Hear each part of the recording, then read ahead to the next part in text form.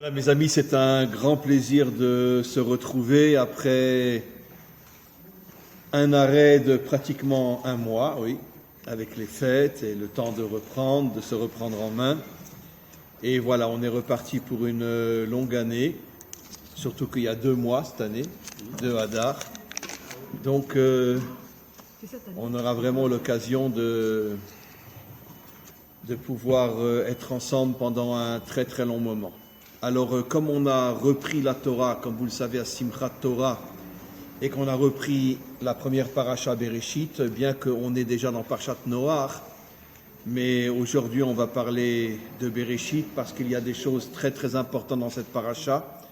D'ailleurs, tous nos maîtres nous disent que la paracha Bereshit contient toute l'histoire du monde, et bien après encore. Il y a des secrets inimaginables dans cette paracha, qu'on ne peut même pas, on est peut-être à des années-lumière de même d'imaginer tout ce qu'il y a dans cette paracha. Je ne parle pas de la traduction, bien évidemment, parce qu'à partir du moment où on a une Torah traduite, on est complètement éloigné des vrais messages de la Torah. Mais quand on a la Torah en hébreu, et surtout avec les commentaires, alors on peut rentrer dans le décodage et s'apercevoir qu'il y a des choses absolument fabuleuses.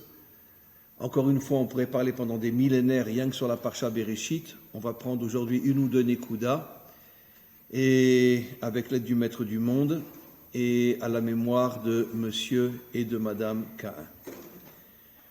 Voilà. Alors, vous savez qu'à la fin de la Paracha, on commence à nous préparer au déluge.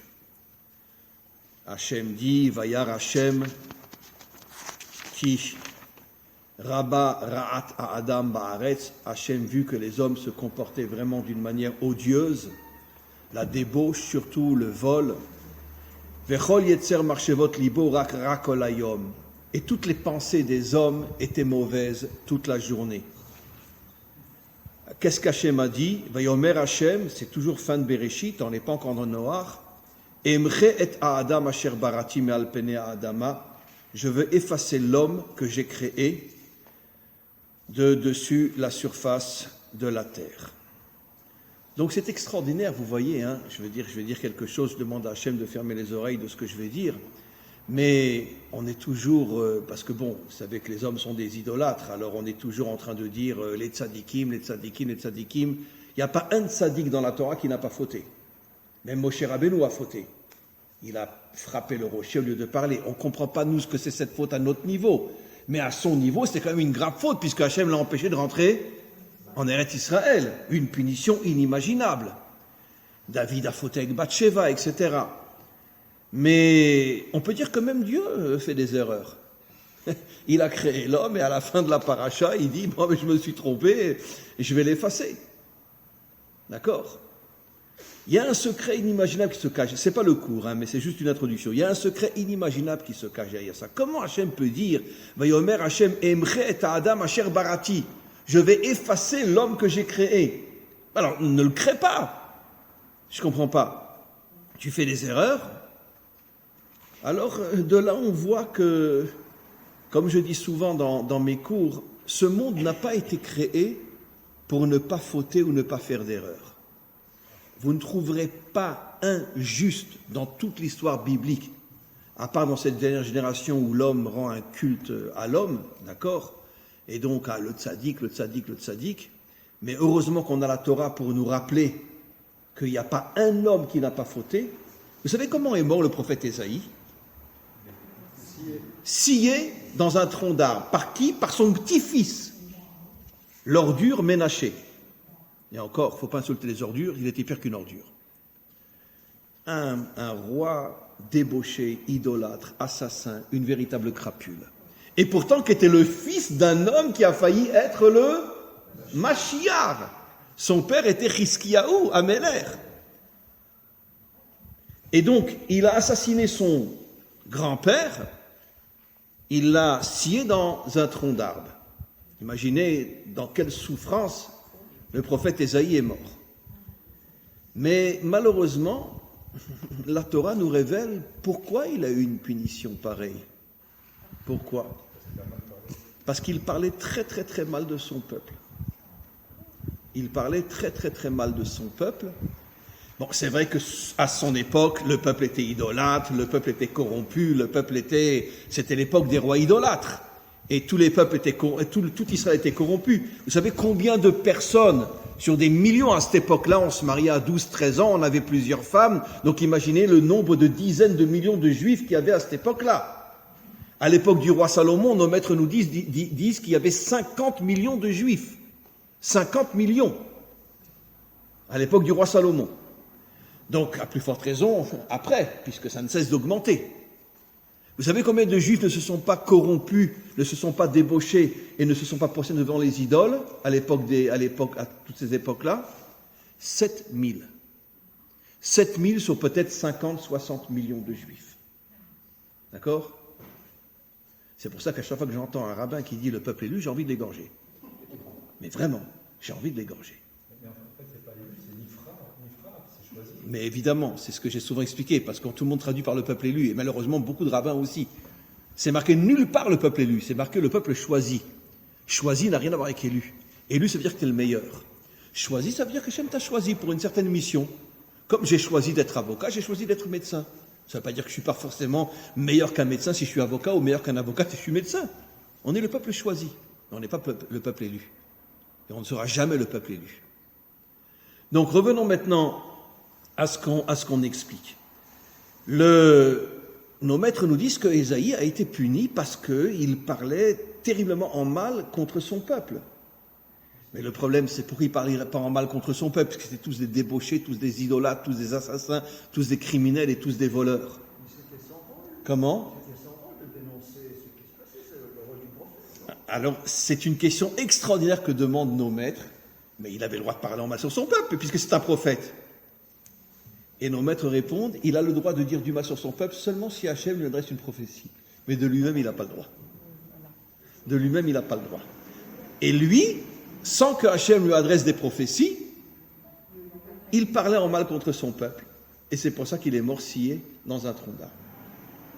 Donc même le prophète Ésaïe, qui est l'un des plus grands de tous les prophètes, a quand même lui aussi fauté. Et pourquoi la Torah a le courage de nous dire que Hachem, entre parenthèses, a fait une erreur, au point qu'il dit « je ne peux plus supporter l'homme, je vais l'effacer », pour nous faire comprendre que ce monde n'est pas un monde dans lequel on ne chute pas. Ce monde est le monde de la teshuva, se relever et réparer ses fautes. Et c'est ce que nos maîtres disent explicitement dans le Midrash Rabbah, que ce monde a été créé pour la teshuva. Or, s'il a été créé pour la teshuva, il faut forcément que tu chutes, il faut forcément que tu tombes. C'est-à-dire que la dimension, l'essence de l'homme, c'est la teshuva. L'essence de l'homme, c'est pas ne pas fauter. Chacun à son niveau, bien sûr, je ne parle pas de faute très grave, mais chacun à son niveau faute. Mais c'est pas ça qui est grave. Ce qui est grave, c'est de ne pas se prendre en main et pas revenir vers Hachem. La teshuva. Vous savez que nos maîtres nous disent qu'après que Adam a fauté, Hachem lui dit « Mais qu'est-ce que tu as fait ?» Hachem avait l'intention de lui pardonner. Si Adam avait dit « Hachem, je m'excuse, je suis une ordure, j'ai entendu de ta propre bouche de ne pas manger de cet arbre-là, et j'ai malgré tout mangé de cet arbre-là, pardonne-moi Hachem, je reviens vers toi. » S'il avait dit ça, l'histoire n'aurait pas été comme on l'a connue. Mais qu'est-ce qu'il a dit, cet imbécile ? Moi, j'ai rien fait, hein, c'est ma femme, hein, c'est elle hein, qui m'a donné le bouc émissaire. C'est là que l'antisémitisme est né, chez Adam. Nous, on n'est pas responsables, c'est l'autre. C'est l'antisémitisme. On cherche toujours un bouc émissaire. Et quand Hachem a entendu qu'il a osé accuser sa femme, il a dit, allez, dégage là. Au lieu de prendre ta propre responsabilité, tu accuses ta femme ? Non. Voilà. Comme je dis toujours, d'accord, une chose qui jusqu'à aujourd'hui dure depuis des millénaires. Et j'étais en contact avec des milliers de ce que j'appelle moi les Béné Adam, de non-juifs. Et je leur ai expliqué, ils ont compris. Jusqu'à aujourd'hui, on dit que c'est les Juifs qui ont tué Jésus. Alors que tout le monde sait que le crucifix, c'est un supplice romain. Les Romains ont crucifié des millions d'hommes, de femmes et d'enfants dans le monde entier. Pas seulement Jésus. Des millions. Des millions. Comment ils osent dire que c'est nous qui l'avons crucifié? Mais les Juifs ne crucifient pas. Surtout pas sur une croix. Et jusqu'à aujourd'hui, une grande majorité des hommes imaginent que c'est nous qui l'avons tué. Maintenant, je rajoute, il y avait à cette époque-là les pharisiens. Les pharisiens étaient les pires ennemis des maîtres d'Israël. Pourquoi? Parce qu'ils étaient tous de mèche avec les Romains. C'était ce qu'on appelle dans les camps de concentration les capots. Les pharisiens étaient des capots. Et ce sont les pharisiens qui ont dénoncé Jésus aux Romains. Les Romains l'ont pris et l'ont crucifié. Mais les pharisiens, ce n'étaient pas des juifs. C'était de sales juifs, qui représentaient 2 ou 3% de toute la population juive. Et qu'est-ce qu'on fait croire aujourd'hui à une grande partie des chrétiens? Que les pharisiens représentaient les maîtres d'Israël, alors que le Talmud dit clairement que les pires ennemis des maîtres d'Israël étaient les pharisiens, qui étaient des collaborateurs de Rome. Mais ça, personne ne le dit. Et jusqu'à aujourd'hui, on nous accuse, nous, alors que 98 ou 99% du peuple juif n'aurait jamais osé lever la main sur un autre juif, car Jésus était juif. Les pharisiens l'ont dénoncé aux Romains, les Romains l'ont crucifié, mais jusqu'à aujourd'hui, on pense que c'est nous, c'est-à-dire le peuple juif. Vous comprenez? Les Juifs impliqués étaient... Comment? Les Juifs impliqués étaient très peu nombreux. Très peu nombreux. Les pharisiens, c'était le pouvoir, les pharisiens. Par exemple, beaucoup de Juifs à Rome, qui étaient installés à Rome. Comment on peut généraliser à tout le peuple juif s'il y a une dizaine, une vingtaine de Juifs à la limite impliqués? Mais les pharisiens, c'était le pouvoir, c'était l'argent et le pouvoir. C'était de sales juifs. C'était eux les pharisiens. Et les pires ennemis des maîtres d'Israël. Ce sont les pharisiens qui ont poursuivi les maîtres d'Israël et les ont fait exécuter. Pourquoi? Parce qu'ils étaient de mèche avec Rome. Pourquoi? Pour le fric et le pouvoir, comme tous les dirigeants jusqu'à aujourd'hui. Oui. Une question. Supposons que les Juifs aient tué Jésus. Supposons. Oui. Mais c'était un problème interne.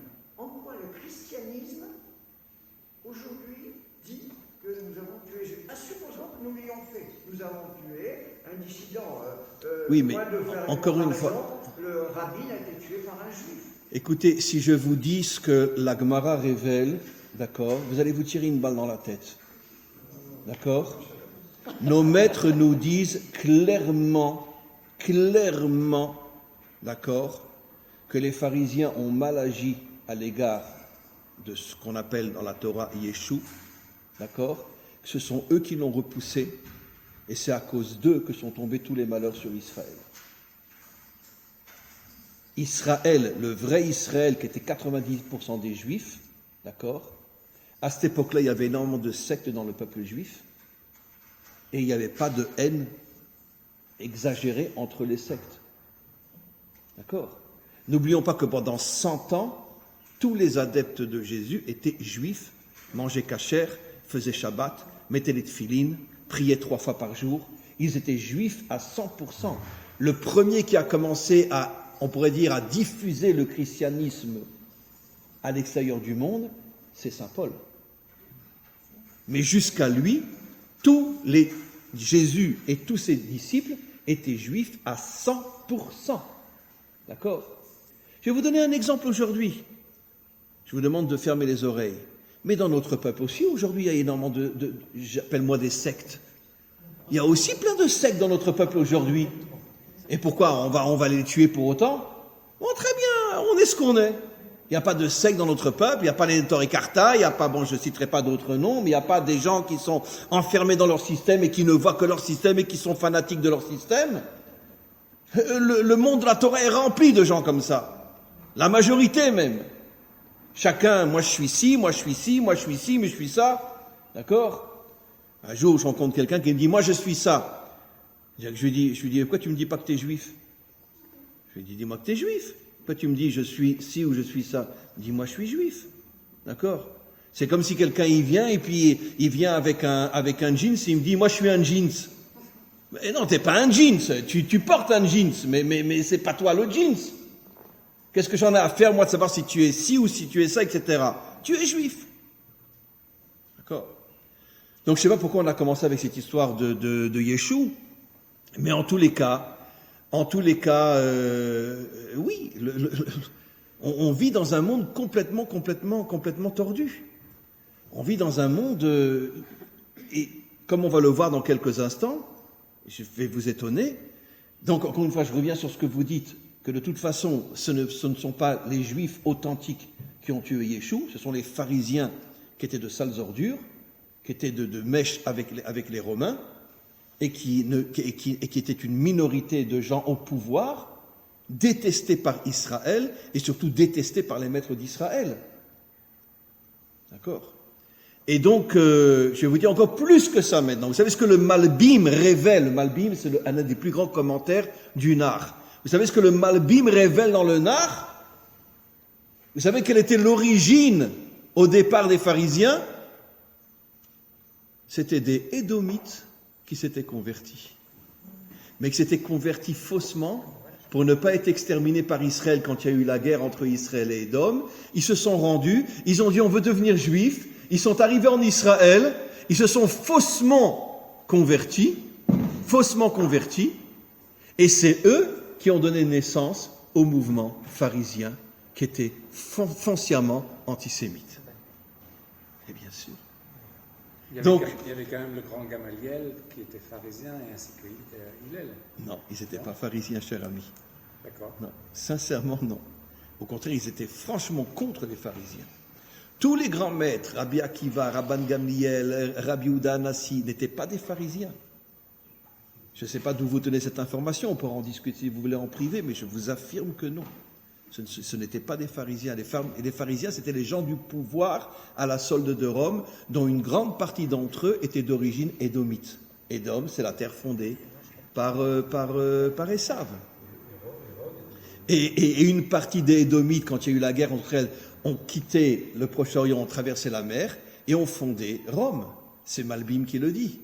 Ont fondé Rome. Ça a été les premiers fondateurs de Rome. Ça veut dire que c'est pour ça qu'on dit que le monde occidental c'est Esav, parce que Esav a fondé Édom, et quand il y a eu la guerre entre Israël et Édom, des milliers d'Édomites sont passés par l'Égypte, ont traversé la mer et ont fondé le futur royaume de Rome.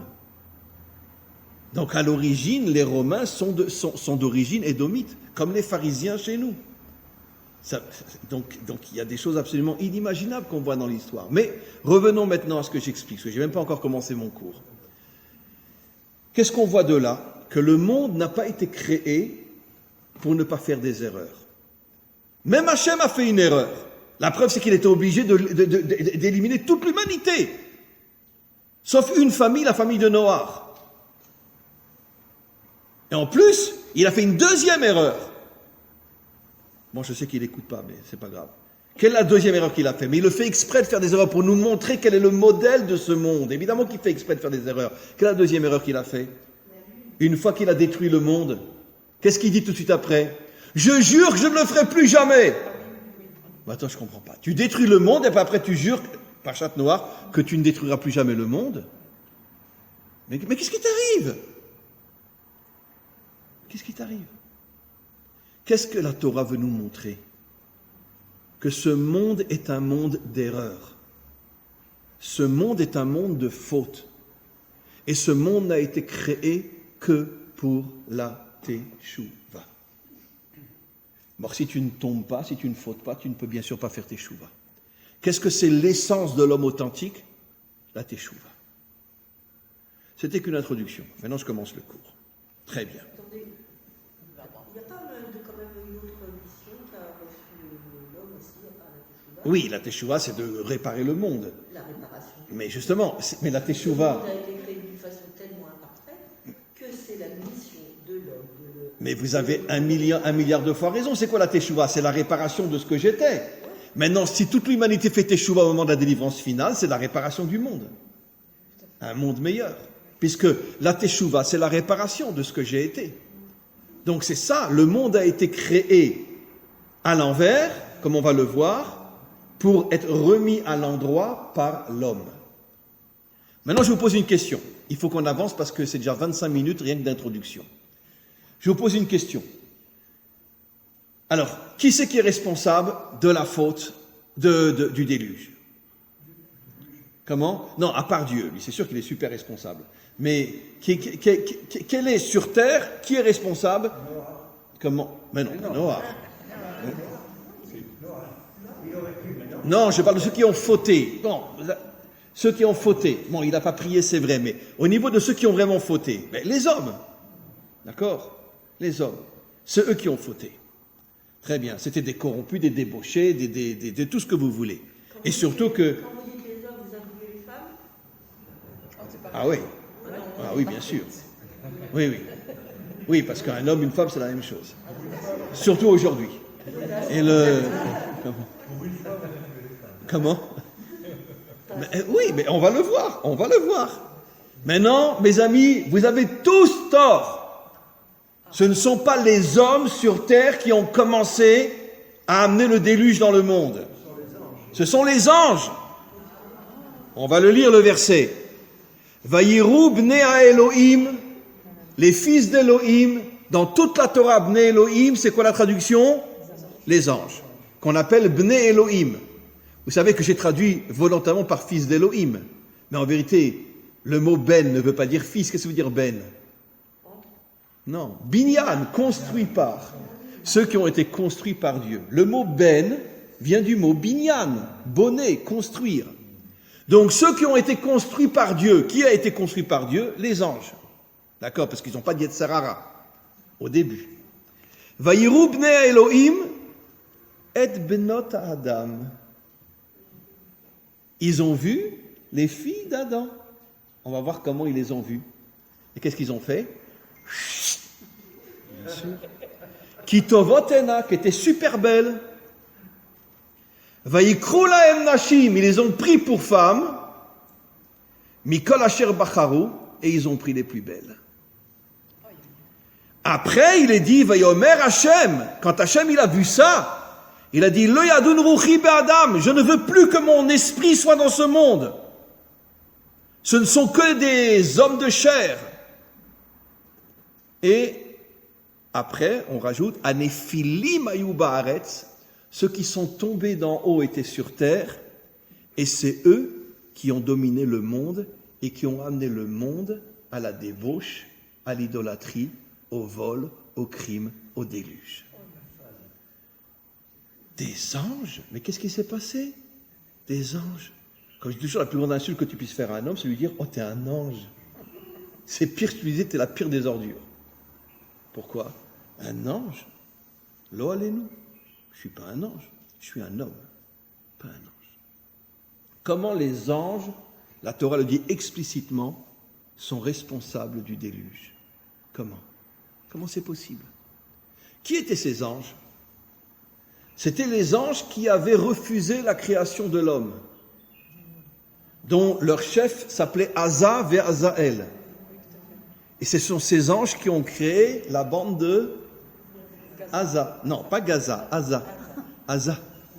Gaza, c'est un mot inventé par les Français. C'est la bande de Asa, Retsuat Asa. Et c'est eux qui se sont installés là-bas, au niveau spirituel, et qui ont amené les hommes là-bas qui deviennent les pires ennemis d'Israël jusqu'à aujourd'hui. Parce qu'ils sont dominés par ces énergies négatives qui sont Asa et Azaël. Ces deux anges-là ne voulaient pas de la création de l'homme. Pourquoi? Parce qu'ils ont fait une erreur terrible. Ils ont dit, mais attends, mais pourquoi tu vas créer l'homme? L'homme va fauter. Alors Hachem leur a dit, d'accord, il va fauter, mais il fera teshuva. Alors ils ont dit, mais d'accord, mais s'il faute, pourquoi tu le crées? Hachem leur a dit, écoute, vous comprenez rien, foutez-moi la paix, dégagez de là. Et il les a fait descendre sur terre en leur donnant une enveloppe corporelle, bien que ce n'était pas des Bnei Adam. Ils avaient une enveloppe corporelle, comme je dis souvent depuis des années dans mes cours, qu'on dit qu'il y a 7 milliards d'êtres humains sur terre, mais la grande majorité ne sont pas des êtres humains, des descendants de Adam.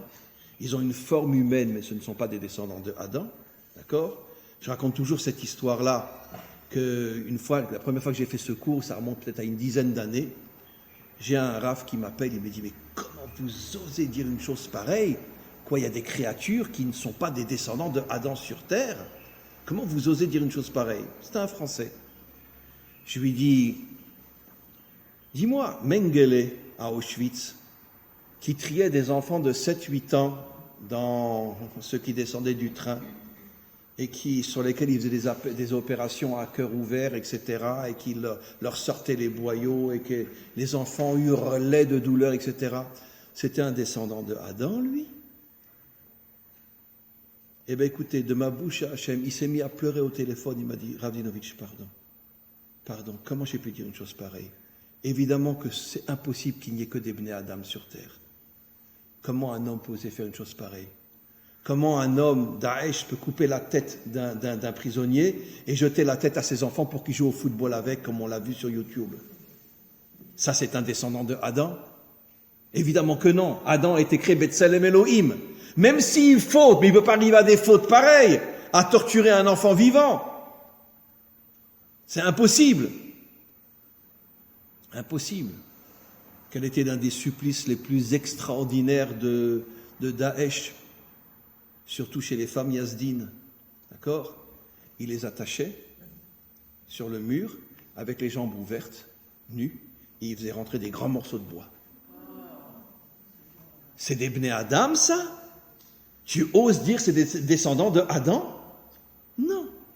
C'est des monstres à forme humaine, comme Hitler, comme Mengele, comme Himmler, etc. Des monstres à forme humaine. Et il y en a plein comme ça sur Terre. Donc, c'est exactement ce que nous dit ici Rachi. Ce sont des anges maléfiques, mais c'était des anges malgré tout, donc des êtres extrêmement spirituels. Hachem les a fait descendre, ce qu'on les appelle les Néphilim, ceux qui sont descendus. Il les fait descendre dans ce monde, et dès qu'ils sont arrivés dans ce monde, ils ont vu de belles femmes, ils ont couru derrière, et c'est comme ça que le culte de la débauche a commencé dans ce monde. Après, bien sûr, ils ont été suivis par des hommes, même des Bnei Adam, mais c'est eux qui ont été à l'initiative de la débauche, jusqu'à ce qu'après, ça a été avec des animaux, etc., comme on le sait, comme Rachid le dit. Je vous pose une question quand même terrible. Comment des anges qui descendent dans ce monde, la première chose qu'on nous dit, c'est qu'ils ont vu de belles femmes, ils ont couru derrière, et c'est comme ça qu'a commencé la débauche. Parce que nos commentaires disent qu'en fait, ils se les échangeaient aussi. Il se passait d'une femme à l'autre, tiens, prends la mienne, je prends la tienne, etc. De véritables débauchés. Mais ce sont des anges au départ, des anges. Comment c'est possible? Eh bien, on va le voir au tout début de la Torah.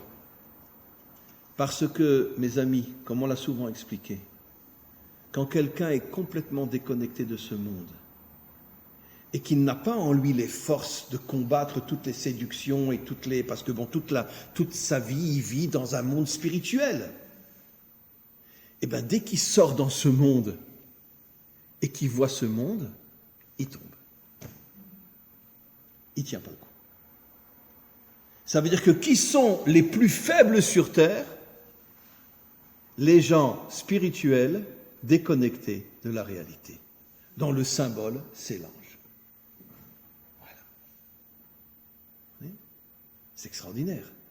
Comment la Torah a le courage de nous dire que l'origine du déluge vient d'être extrêmement spirituel, qui, dès qu'Hachem les a fait descendre dans ce monde, ils ont craqué. Pourquoi? Encore une fois, je me répète, parce que n'ayant aucune expérience de comment affronter toutes les séductions et toutes les épreuves de ce monde, ils sont tombés complètement. Ils sont tombés complètement. Il y a quand même un truc bizarre. Oui. Oui. Il y a quand même un truc bizarre. Oui. Voilà. Hachem, il les a fait descendre parce qu'il en avait marre de la réflexion du hasard. Oui. Ils sont arrivés, ils ont vu que les femmes étaient belles, donc toute la suite qu'on connaît. Et donc ils introduisent ce que vous venez de dire. Et puis qu'est-ce qui se passe après? Hachem punit toute l'humanité, donc à cause de ces anges que lui-même a envoyés. C'est pas un peu tiré par les cheveux? Eh bien, ça confirme tout ce que j'ai expliqué.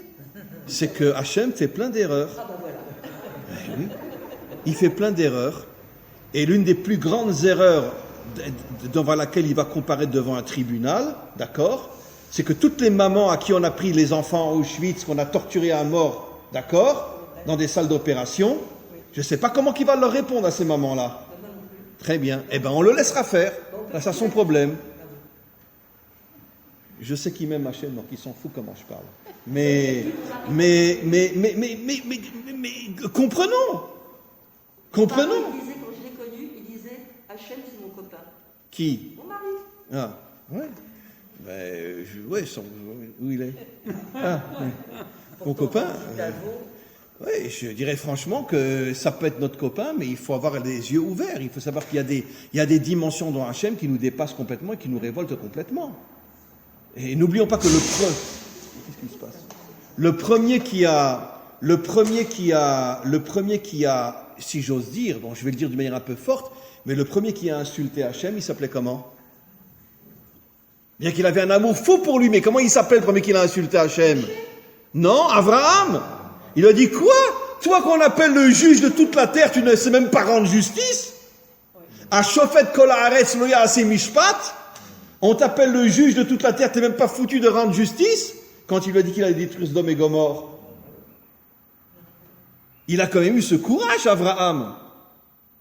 Et il y en a un autre après qui lui est rentré dedans aussi, c'était Moshe. Quand il a vu que les Jéziciens prenaient un enfant des bras de leur mère et qu'ils le mettaient dans un mur à la place du ciment, qu'est-ce que Moshe a dit à Hachem? Lama areota la amazé. Mais pourquoi tu fais du mal à ce peuple? Mais qu'est-ce qu'il t'a fait? Alors attention, ne me comprenez pas mal, Abraham et Moshe, ils sont prêts à mourir pour Hachem. Mais c'est ça la grandeur d'un homme, c'est même si tu sais que tu es complètement annulé devant Hachem, tu as le courage, quand tu ne le supportes plus, d'hurler que tu ne comprends pas. D'hurler que tu ne comprends pas. Vous comprenez? Voilà. Et quand Hachem il a voulu détruire Israël après la faute du veau d'or, qu'est-ce que Hachem a dit? Si tu les détruis, efface-moi de ton livre. Voilà, Moshe, pardon. Ça veut dire, c'est ça un homme authentique. Je suis de toutes mes forces connecté à Hachem, mais je suis pas son lave-pied. Je suis pas son lave-pied. Si je comprends pas, j'hurle. Mais tout en étant complètement connecté à lui. Et c'est ça l'homme authentique. Parce que c'est ce qu'il y a de plus dangereux. Parce que si j'hurle, 90% des Ashkenazim qui ont tout lâché après la Shoah, c'est parce qu'ils ont trop souffert pendant la Shoah. C'est pour ça qu'ils ont tout lâché. Ils ont dit, où est Dieu? Il n'est pas là. Qu'est-ce qu'a dit Wiesel quand il voyait tous les jours un enfant de 14 ans pendu devant ses yeux? Qu'est-ce qu'il a dit? Il a dit, j'ai vu Dieu pendu à Auschwitz. Bien qu'en sortant d'Auschwitz, après, il est revenu vers la Torah. Mais comment voulez-vous qu'un gosse de 13-14 ans, tous les jours, les Allemands rentraient dans la cabane des enfants, ils prenaient un enfant au hasard, ils le pendaient devant tout le monde. Mais qu'est-ce qu'il a dit Wiesel? J'ai vu Dieu pendu à Auschwitz. Vous comprenez? Un homme authentique, c'est pas celui qui lèche les bottes d'Hachem. Un homme authentique, c'est celui qui dit, je suis prêt à mourir pour toi, je ne t'abandonnerai jamais. Mais j'ai le droit de te dire que je ne te comprends pas. Comment? Ish Elohim. Moshe est appelé Ish Elohim, mais pourtant il engueule Dieu, il lui dit, mais qu'est-ce que tu fous? Pourquoi tu prends des enfants et tu les laisses emmurer dans des... C'est Auschwitz. Mais pourtant, dans Kitavo, Hachem nous prévient que... Il va nous descendre. Grave, quoi. Très grave. Mais il ose même nous dire que des mamans vont tuer leurs enfants pour les manger parce qu'ils seront en état de famine. Oui, mais il y a une autre façon de voir aussi Kitavo. Parce qu'effectivement, c'est horrible, c'est terrible. Mais il y a 676 mots dans les malédictions. Et il y a 26 fois le nom d'Hachem. Et Yud Kevavke, c'est 26. 26 fois 26, c'est 676. Donc, il nous prévient. Il nous dit, je serai là. Je serai là. Ben, je vais vous donner l'exemple le plus choquant, mais en même temps le plus admirable de tous. J'ai déjà donné des milliards de fois. En 45, on sort d'Auschwitz. En 48, on danse dans les rues de Tel Aviv pour fêter la renaissance d'Israël sur sa terre. Ça prouve bien qu'Hachem ne nous a pas abandonnés. C'est-à-dire que si on a la grande image, on voit que même malgré toutes les catastrophes qu'il nous fait tomber sur la tête, il ne nous abandonne pas. Puisque c'est la plus grande des récompenses qu'il nous a fait. En 3 ans, il nous fait renaître sur notre terre. En 3 ans seulement. Ça aurait pu être 20 ans, 30 ans, 50 ans. En 3 ans. Et tous ceux qui dansaient dans les rues de Tel Aviv avaient tous un numéro sur le bras. La plupart avaient un numéro sur le bras. Ils avaient tous laissé leur famille derrière eux. Et ils dansent pour la renaissance de l'État d'Israël sur sa terre. Donc c'est sûr qu'on ne comprend pas Hachem. C'est sûr qu'on a le droit de lui poser des questions. Mais il nous est interdit de l'abandonner. Parce que nous devons comprendre qu'au niveau de la grande image, comme vous l'avez si bien dit, il est toujours avec nous. La preuve, tous les peuples ont disparu, les plus grandes puissances ont disparu, et nous on est toujours là. Donc c'est bien la preuve qu'il ne nous abandonne pas, même si on ne le comprend pas. Donc je reviens maintenant, il nous reste, je ne sais même pas comment c'est mon cours, c'est incroyable. Donc je reviens maintenant à ce que j'explique, d'accord? Je reviens maintenant à ce que j'explique. Les responsables de la première disparition de l'humanité sont des anges. La Torah a le courage de nous révéler qu'un homme qui est déconnecté de ce monde et qui vit dans une bouée spirituelle est un homme dangereux. Parce que dès qu'il sera en contact avec ce monde, il va devenir pire que ceux qui sont déjà dans ce monde. D'accord? Et malheureusement, on le sait. Je ne donnerai pas d'exemple. Alors on va revenir maintenant au tout début de la Torah. Au tout début de la Torah, on commence par un verset qui est « Bereshit bara Elohim et hashamaim ve'et haaretz ». Au commencement, Dieu créa le ciel et la terre. Nos maîtres nous font remarquer que si le ciel est marqué avant la terre, c'est-à-dire que le ciel est plus important que la terre. Puisqu'on sait qu'en hébreu, quand on énumère différentes choses, le premier qui est cité est le plus important. Et là, on est au niveau de la Bria. On va expliquer dans quelques instants à quoi fait allusion la Bria. Bara Elohim. Mais le ciel est plus important que la terre. Décodage, le ciel représente le monde spirituel, la terre, le monde matériel. Donc le verset nous dit qu'au moment où le monde a été créé, le monde spirituel était plus important que le monde matériel.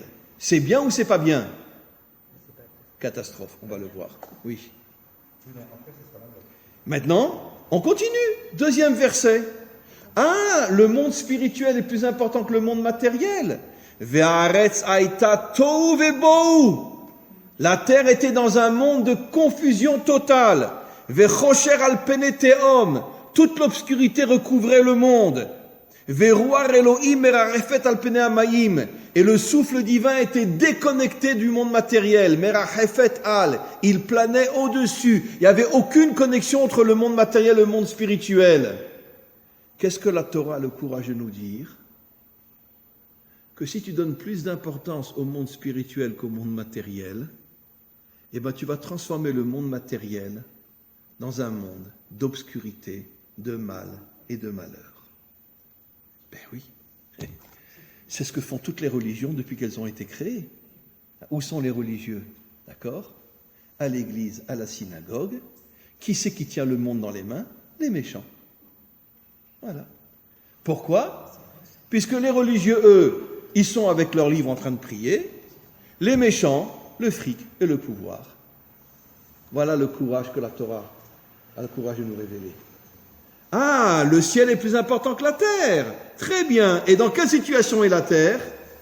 Tohu ve'bohu, chosher, déconnexion totale avec le souffle divin. On continue. On continue. La deuxième partie, tout de suite après la création, on est dans Sheni, le premier verset dans Sheni. Ele toldot hashamayim ve'aretz be'ibar'am. Voici l'histoire du ciel et de la terre depuis qu'ils ont été créés. Le même verset continue et dit Beyom asot Hashem Elohim eretz ve'shamayim. Le jour où Dieu a fait la terre et le ciel.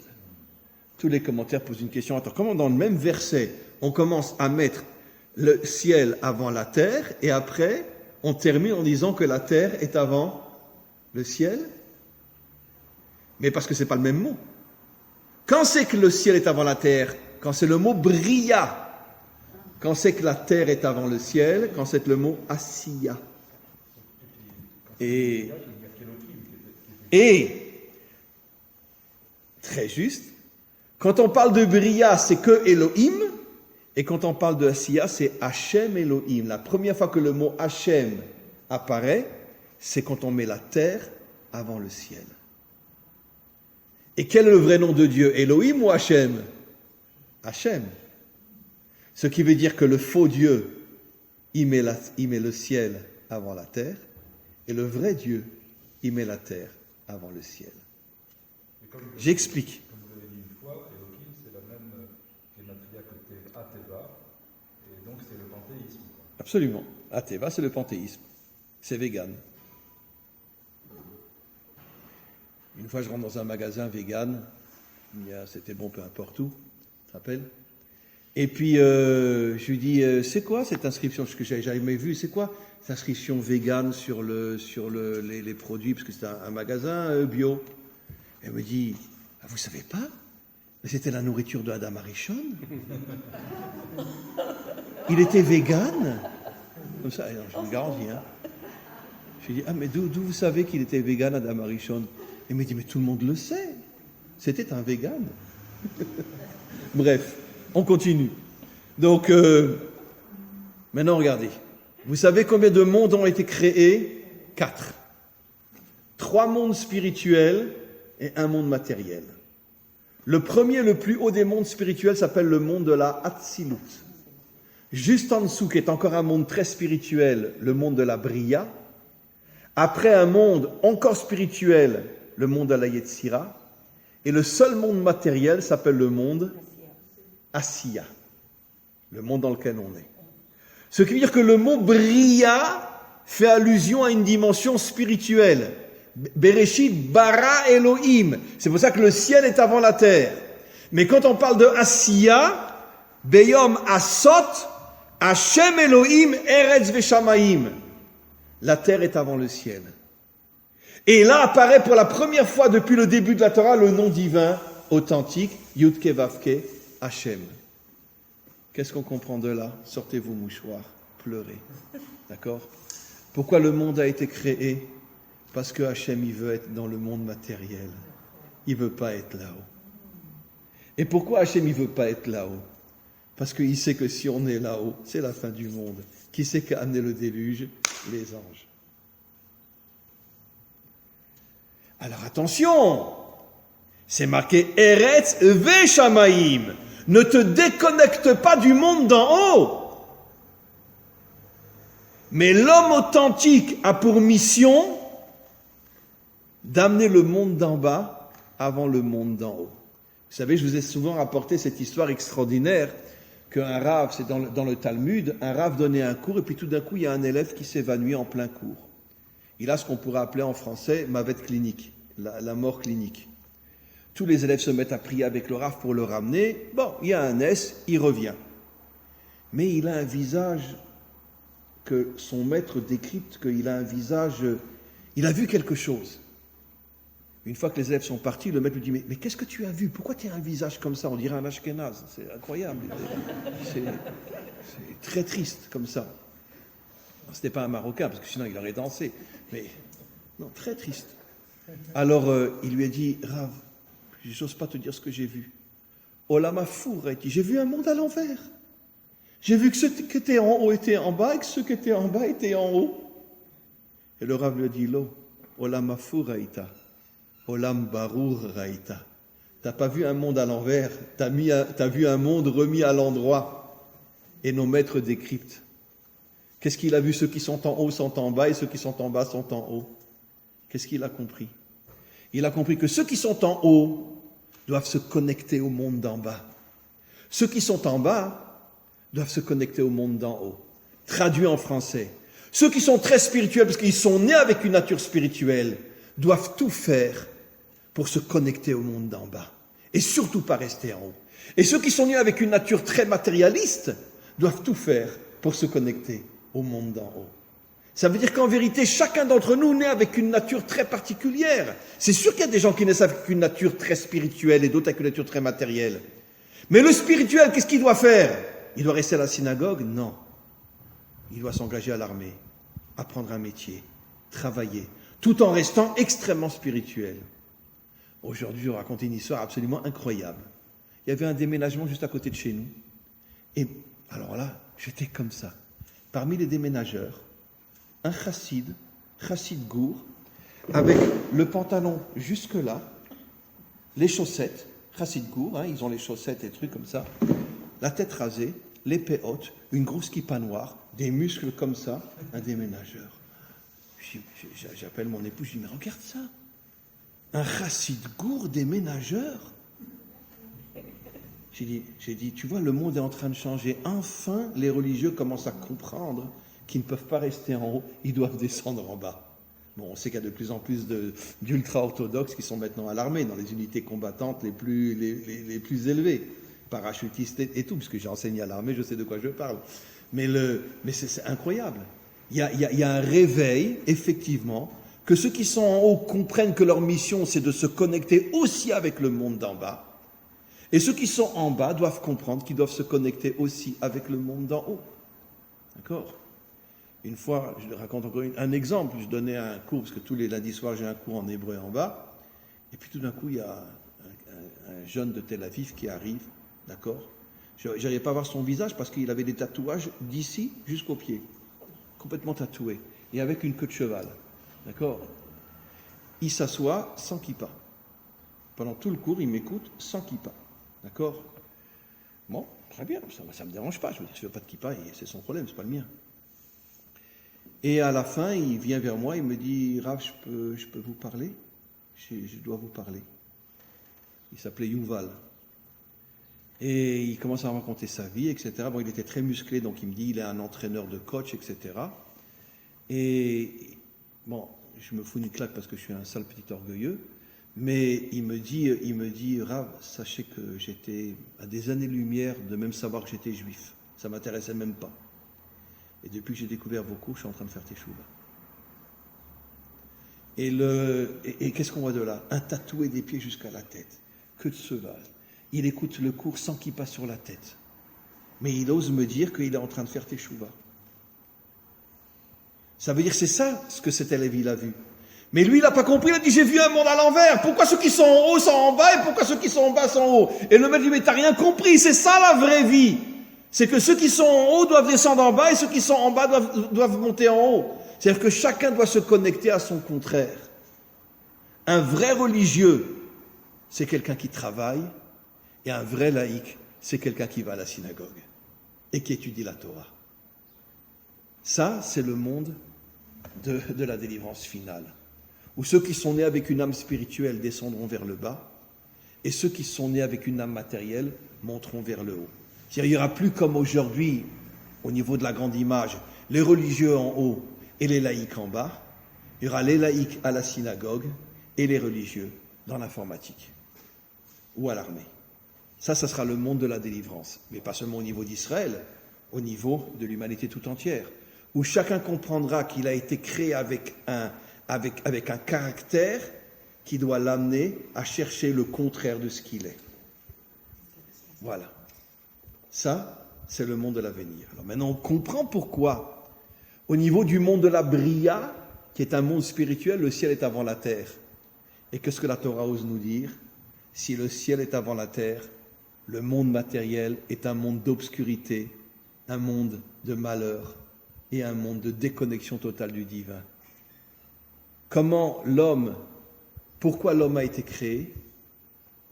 Pour être en bas et se connecter en haut, tout en restant en bas. Et quelle est la plus grande preuve ? J'ai déjà dit 1000 fois. Toute la création, c'est marqué Vayomer Elohim, Vayomer, Dieu dit que la lumière soit, Dieu dit que ta. La seule fois où c'est pas dit Dieu dit, c'est quand l'homme est créé, directement, Naaseh à Adam, faisons l'homme. Pour nous faire comprendre que l'essence de l'homme authentique, c'est d'être dans le monde d'en bas et de faire descendre toutes les lumières d'Hachem dans le monde d'en bas. C'est un midrash explicite que disent nos maîtres. Nitava akadosh baruchu liot lo dira batartonim. La ta'ava de Dieu, c'est dur à dire au niveau de Dieu. Dieu a des ta'avot, Dieu a des désirs. Le désir le plus puissant de Dieu, c'est de régner en bas et non en haut. Quand l'homme est créé, c'est pas écrit Vayeled, Vayeled, Yom Hashishi. Yom Hashishi. C'est pas écrit Vayeled, Vayeled, c'est pas terminé. Nachon, absolument. Alors, mais non. Alors, vous me devancez.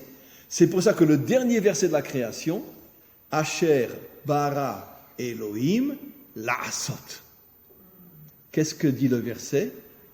Moi, Elohim, j'ai créé un monde spirituel. Mais toi, l'homme, qui est au niveau de la Asiya, c'est à toi de le terminer et de me faire descendre dans le monde d'en bas. Voilà. De me faire descendre dans le monde d'en bas.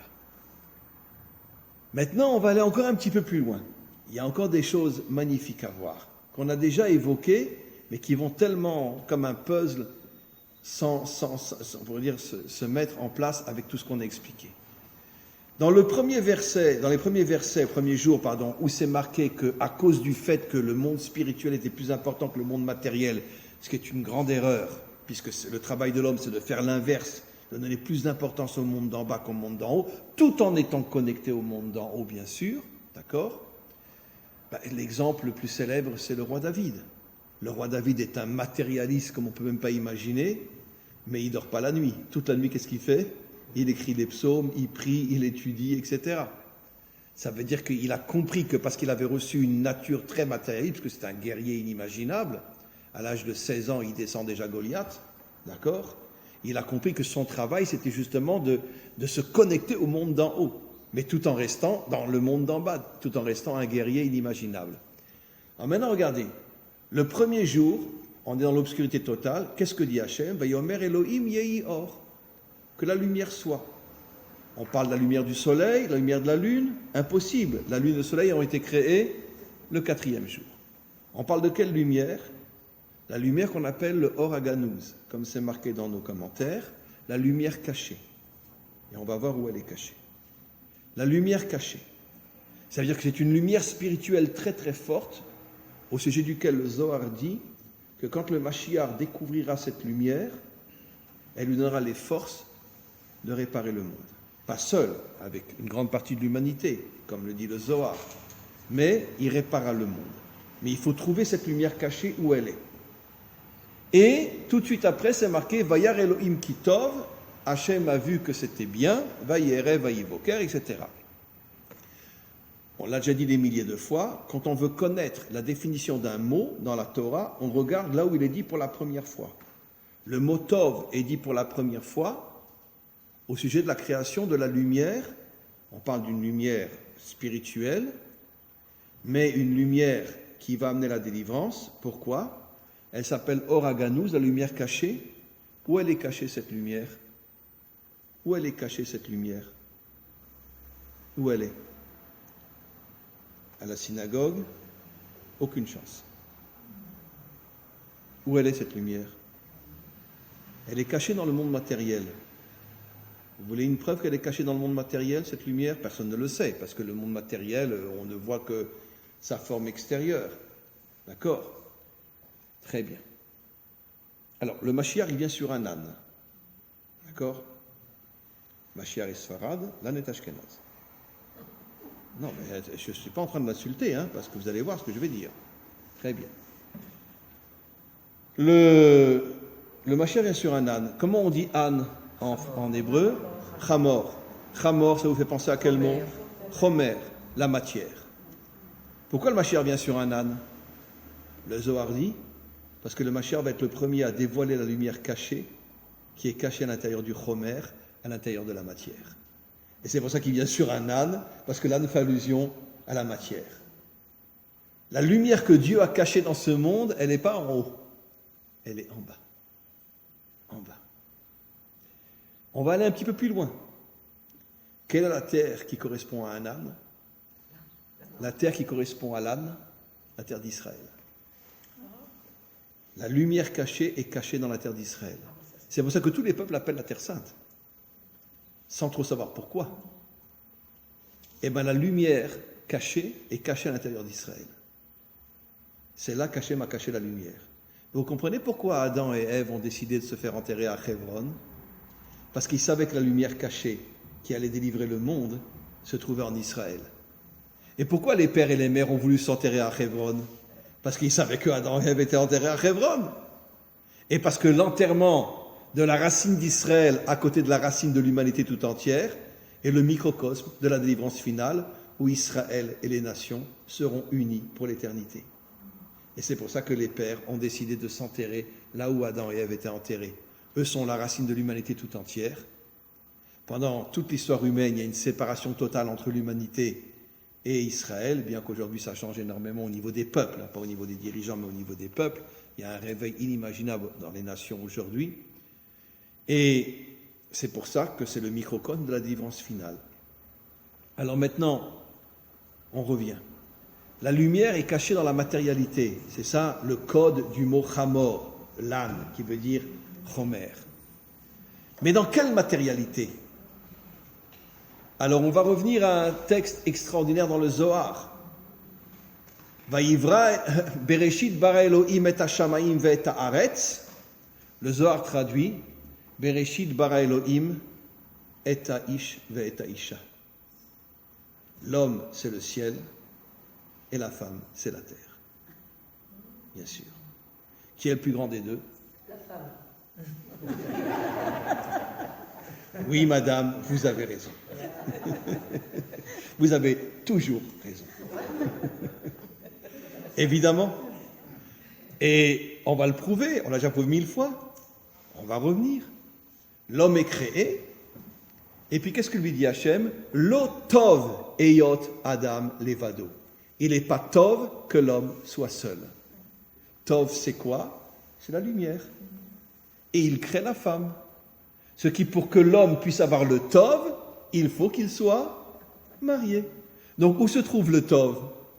Chez la femme. Puisqu'il n'est pas tov tant qu'il n'est pas marié. Où se trouve le tov? Chez la femme. Et le tov, c'est le or haganouz, la lumière cachée qui est la lumière de la délivrance. Donc, où Hachem a caché dans l'être humain la lumière de la délivrance finale? Chez la femme. C'est pour ça que je dis toujours, et vous verrez que j'ai raison, d'accord, qu'on arrête de dire le Mashiach sera un homme, le Mashiach sera une femme. Et le Mashiach homme sera uniquement l'ustensile de la femme. Comme un artisan qui a un marteau. C'est vrai que sans le marteau, il ne peut pas enfoncer un clou dans le mur. Donc il a besoin du marteau. Mais qui c'est qui frappe et qui enfonce le clou? C'est le marteau ou c'est l'homme? C'est quand même l'homme. Ce qui veut dire que la véritable force du Mashiach sera sa femme. Il recevra toutes ces forces de sa femme parce qu'il découvrira qu'en elle se cache le Or Haganouz, la lumière cachée. Et c'est pour ça qu'Hachem a dit à l'homme, tu ne seras jamais tov tant que tu ne seras pas marié, parce que le tov c'est le Or Haganouz et moi j'ai caché le Or Haganouz en la femme. Et maintenant vous comprenez pourquoi le serpent a tout fait pour faire tomber la femme en premier? Parce qu'il a compris que si la femme ne tombe pas, il n'a plus de place dans ce monde, puisque le serpent, bien sûr, ce n'est pas un serpent, quel idiot qui croit à un serpent, c'est le symbole des forces du mal. Pourquoi les forces du mal se sont attaquées à la femme en premier? Parce que les forces du mal savaient que si la femme ne tombe pas, c'est la réparation du monde, et toutes les forces du mal vont disparaître. Vous comprenez? J'ai souvent dit, il y en a eu un, peut-être d'autres, mais moi j'en connais qu'un qui a eu le courage un jour de reconnaître que tout ce qu'il est devenu, c'est grâce à sa femme, le Rabbi Lubavitch. Après la mort de sa femme, il a fait un commentaire extraordinaire où il dit que les deux niveaux les plus hauts de son âme, la Chaya et la Yechida, il les a reçus de sa femme. Et c'est les niveaux les plus hauts qui permettent à un homme de faire tout ce qu'il a fait dans sa vie. Et il reconnaît, non, c'est pas de moi. C'est de ma femme, Chaya Mouchka. Il explique Chaya fait allusion à la Chaya, et Mouchka, je ne sais plus comment il explique ça, fait allusion à la Yechida. Et il dit, tout ce que je suis et tout ce que je suis devenu, c'est grâce à ma femme. Il faut le faire quand même pour le dire. Il faut être un homme authentique pour oser dire une chose pareille. Parce que vous savez que sa femme ne venait jamais au 770. Jamais. On ne l'a jamais vu au 770. Elle n'était jamais présente quand il faisait un Forbringen, comment on appelle ça, un rassemblement. Elle n'était jamais là. Elle était tout le temps cachée. Elle ne faisait même pas ses courses à Kronheitz. Vous savez pourquoi? Dans le quartier Chabad, Kronheitz il s'appelle. Vous savez pourquoi? Parce qu'elle avait peur qu'on lui donne les choses gratuitement. Elle ne voulait pas. Elle sortait du quartier pour aller faire des courses dans un autre quartier, en majorité non juif, là où on ne la connaissait pas, pour qu'elle puisse payer. Très bien. Et donc c'était une femme d'une discrétion inimaginable. On ne la voyait jamais. C'est pour ça que qui aurait pu imaginer qu'un jour le rabbi dirait tout ce que je suis, c'est grâce à ma femme. Et voilà qu'après son enterrement, il reconnaît que tout ce que je suis, arrêtez de dire le rabbi, le rabbi, le rabbi. Dites ma femme, ma femme, ma femme. Akiva, il est Akiva, grâce à sa femme aussi. Akiva, Sheli veshelachem, Shelaï, ce que je suis, ce que vous êtes, il dit à ses élèves, c'est elle, c'est pas moi. Voilà, Rabbi Akiva aussi. Donc, on comprend pourquoi le Nachash est attaqué en premier à Chava, parce que pour cacher finalement la lumière cachée. Maintenant, vous allez comprendre une autre chose, et j'ai terminé, parce qu'il est déjà 1h05. Pourquoi la qualité essentielle de la femme, et ne comprenez pas mal ce que je veux dire, d'accord? Je ne parle pas comme un ultra-orthodoxe ou comme un musulman, vous allez comprendre. Pourquoi la qualité essentielle de la femme doit être la tzniut? Pourquoi je ne parle pas comme un ultra-orthodoxe ou comme un musulman, c'est-à-dire qu'il faut cacher la femme sous un voile, etc. Ce n'est pas de ça que je parle. Pour moi, la tzniut essentielle, c'est quoi? Je parle surtout pour une jeune femme, c'est d'arriver à comprendre que je ne suis pas là pour que tout le monde pose le regard sur moi. Ce que font toutes les jeunes femmes aujourd'hui. D'accord? Elles s'habillent de telle manière que tous les hommes ont les regards sur elles. Très bien. C'est ça la tzniut. Je ne vis pas pour que tout le monde pose les yeux sur moi. Ça, c'est la tzniut essentielle. Ça veut dire se cacher, d'une certaine manière. Pourquoi? Parce que c'est mida keneged mida. Elle porte en elle la lumière cachée, et pour se connecter à cette lumière cachée, elle doit elle-même faire preuve de pudeur. Et en faisant preuve de pudeur, elle se connecte à la lumière cachée, et elle pourra transmettre cette lumière cachée à son mari et faire de lui un gibor, faire de lui un homme fort, comme un marteau, bien que le marteau, il est entre les mains de sa femme et pas entre ses propres mains. D'accord? Donc ça, et maintenant, qu'est-ce que le Nachash il a fait? Et on termine. Jusqu'à aujourd'hui, aujourd'hui plus que jamais, d'accord? C'est qu'il a amené la femme à se déconnecter à l'extrême opposé de la tzniut, et il en a fait un corps que tout le monde regarde. Pourquoi? Parce que le serpent sait très bien que plus la femme se déconnecte de sa véritable essence, et moins il y a de chances que le Mashiach vienne. Puisque le Mashiach a besoin d'une femme tsanoua, d'un monde tsanoua, pour pouvoir recevoir les forces et devenir le Mashiach. Donc c'est pour ça que les forces du mal font tout pour amener la femme à ne devenir qu'un corps que tout le monde ne regarde et l'empêcher de se reconnecter à la lumière cachée qui est en elle. C'est pour ça que finalement nos maîtres nous disent que la délivrance finale viendra par le mérite des femmes. Quand les femmes d'Israël, et pas seulement d'Israël, du monde entier, comprendront que c'est elles la source que ce sont elles la source de la délivrance finale, et qu'elles reviendront à une forme de tzniut, chacun à son niveau, à ce moment-là, le monde changera et par le mérite des femmes, on aura la délivrance. Amen, vechen yiratzon.